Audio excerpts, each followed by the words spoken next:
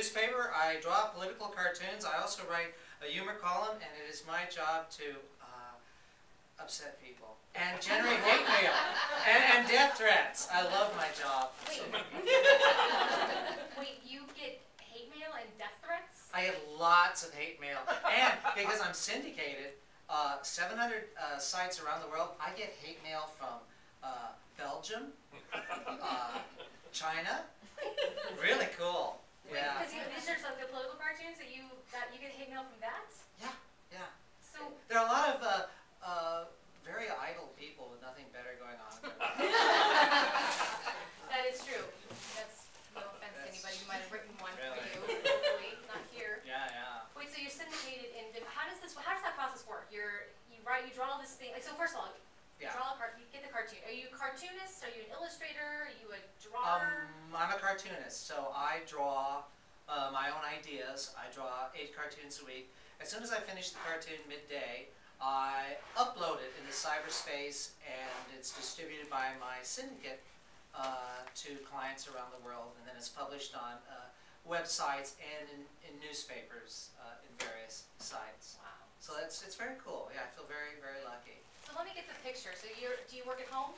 I work out of my home studio. Okay. Now, Yes. do you have like a big desk, or do you have a big drafting board? I do have a pens big in your ears desk. and, like, Yes, Yeah. I have a huge drawing board with a glass table that is backlit, so I can trace my own corrected drawings. I finish the drawing mid-morning, and then I scan it. It's wonderful. So you just scan it, and then it goes into the series of tubes called the internet.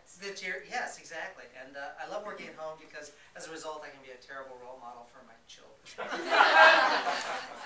See, it pays, Mom, Dad. It's good. Yeah. You can do it. Yeah, I'm sitting on the sofa. I'm thinking. I'm working. That's excellent. Yeah. So how do you get into cartooning? Did you start there? Like, is there a story? How do you get into cartooning? I started doodling compulsively at an early age.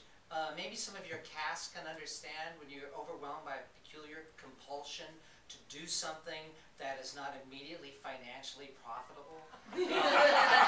I remember, what you're speaking of. I remember my father, the master sergeant, was so worried about me because, unlike my brothers, I was not destined for military service. And I remember telling him I wanted to be a cartoonist, and his first question is, very dear, thoughtful man, he asked me, he said, "Are you gay?" I said, "No." And then he said, "But my brother is, family secret." And then I told him I did want to be an artist, a cartoonist professionally, and he asked me if I sold anything yet. And I said, I'd sold my camera. Yeah, it's wonderful. It's working. And you say you do like the cartooning. Like, did you start with a certain company, like paper? My first job as an editorial cartoonist was courtesy of a dear friend of mine. I was working at a newspaper in Norfolk, Virginia, as a Norfolk. It took me forever to learn how to pronounce that correctly. Like Prescott, not Prescott. Yes. Prescott like a biscuit. Yeah, exactly. Norfolk. Prescott? Prescott like a biscuit. Prescott, like a biscuit. I just Yes, learned Prescott something. like a biscuit. In case it also learning. Friday moment for a Tucson. Yeah.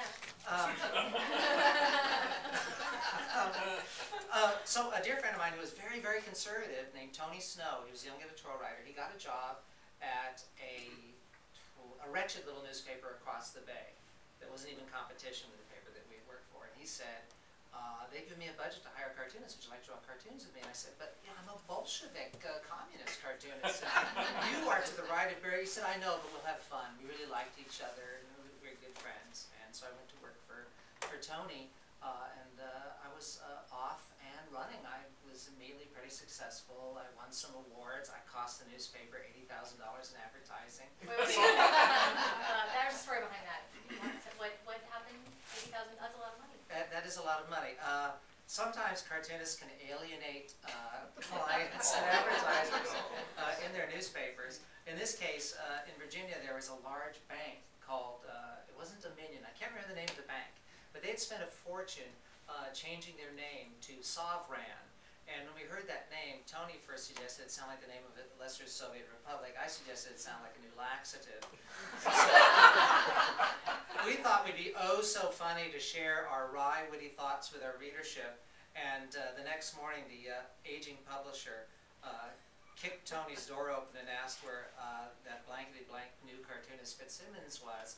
And Tony protected me and said, this is Dave, but Fitzsimmons, I don't know where Fitzsimmons is, but I'd like you to meet Dave. Yeah, and the bank pulled its advertising for about a month. And that's happened here in Tucson, too. The Tucson Mall pulled its advertising after I did a cartoon critical of their security when, not to bring the story down, but a woman carjacked and was murdered, and I suggested that they need security at the mall, and they were insulted by that. And they pulled their advertising briefly.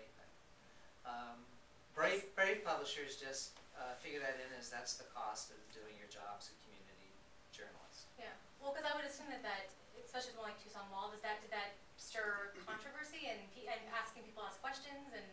Yes, yeah, which is my objective. Yeah, to stir controversy. Yeah. And generate death threats, as I said before. Now, do you have to take them seriously? Like, how do you deal with the death threat? Like, do you have to tell the police and like get it all involved? Like, what do you do? What do you do? What's the process? In some instances, yeah. In some instances, I've taken them seriously. And I remember on one occasion many years ago, an officer came by the paper to pick up this one scrawled death threat, yellow legal pad. I'm going to kill you. 3 L's. I'm going to kill you. And the officer was laughing. He looked at his zip. He opens the ziploc. Puts the ziploc bag and he says, "You know, if someone's going to kill you, they aren't going to warn you." Okay, thanks for the tip. Yeah, thanks a lot. You're like, that makes you feel so much safer. Oh yeah. But I've never worried about it because I just don't think a cartoonist is worth killing. This is true. It's like killing a bumper sticker manufacturer. I'm so irritated by that bumper sticker. Why? So how long have you been here in Tucson then? I've been here in Tucson drawing cartoons with the Star Forward. This is my 27th year. I grew up here. I grew up in the Air Force Base. I was conceived under B-52. I know it's a good year. Yeah, and Good model. raised in an arroyo by coyotes. Came back here in the middle of my life from elsewhere and have been drawing cartoons happily ever since. Exciting. Have you guys are Tucsonans, obviously some of you. Do you guys watch, like, read the paper or see these cartoons? Anybody have like a favorites that they, or one that just like they always remember or pops out to them? I like the ones that get the most letters. You write them. No. Never read them. But you know, I just trying to follow your logic about the fact that they said that if you get warned on a death threat, they're not going to really do it. So that must mean that you're nervous whenever you don't get letters. That is very insightful, in fact. Yes. Now he's going to be nervous. If for a period of time I don't get hate mail, something feels terribly wrong. Yeah. If I'm not. Or you've lost your edge then. I have lost my edge. Maybe you're on vacation. But maybe I'm on vacation. But thankfully, I get a steady flow of healthy loathing. Do those get published, or like you said there was things like there's like editorial. I'm sorry, I'm a digital native. Yeah. Yes. I gotta get with it. I bet you get more mail at that paper. How about you? I do get lots. Yeah. Some are published, some we don't publish. But my favorite feature, I should confess this on record, but I am a digital creature too. I have really drifted away from print, and I love the digital world. I love online comments because online comments, first of all, online comments, if you haven't read them, they are a great site where the FBI can track neo-Nazis here in Arizona. They are, it is such an abyss of public opinion. It's well worth your time to look into online comments to see what your fellow Arizonans think about the important issues that affect our daily lives. And it will leave you with a very excited, positive sense of hopelessness.